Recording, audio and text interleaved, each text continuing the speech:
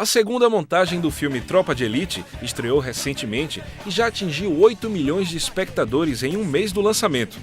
A história do Capitão Nascimento e os bastidores do BOPE, Batalhão de Operações Especiais do Rio de Janeiro, trazem às rodas de discussão a realidade do crime organizado no Brasil. É uma peça fundamental na nossa política de segurança pública. Depois que eu entrei na Secretaria de Segurança, o BOPE passou a ter 16 equipes táticas.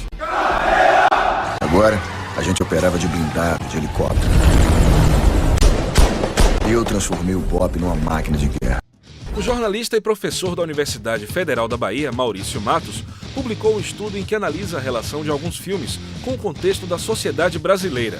Maurício acredita que filmes como Tropa de Elite fazem parte de uma tendência da produção nacional iniciada ainda na década de 60.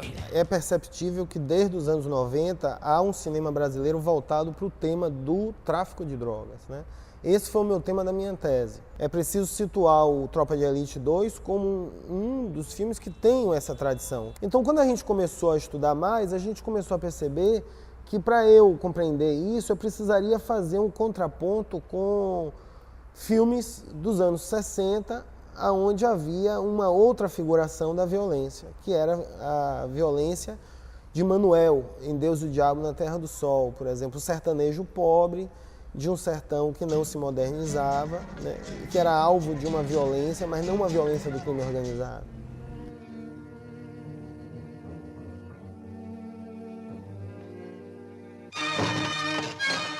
Você tinha nos anos 60 uma violência natural, uma violência das elites sobre o povo, uma violência da desigualdade, e a partir dos anos 90 o que a gente vê é que a violência ela vem ganhando proporção no sentido de que ela começa a se misturar com práticas de organização do crime, né?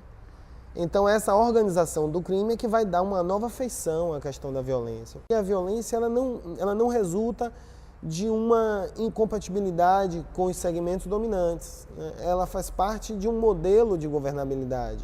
E isso passa a ser perceptível também a partir dos anos... A figura do traficante em Zé Pequeno, por exemplo, em Cidade de Deus, tá?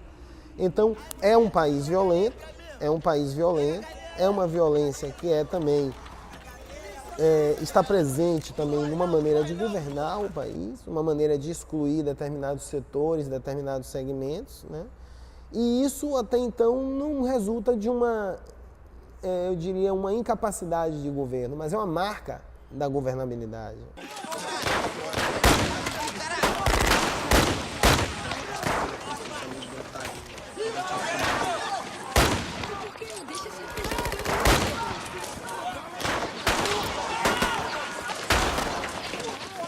Com bilheterias significativas, os mais recentes filmes que abordam a violência no Brasil questionam a relação do mercado e o cinema crítico. O interessante é que no cinema brasileiro há sempre a preocupação de que o cinema seja reconhecido também no mercado. O que eu acho que se deve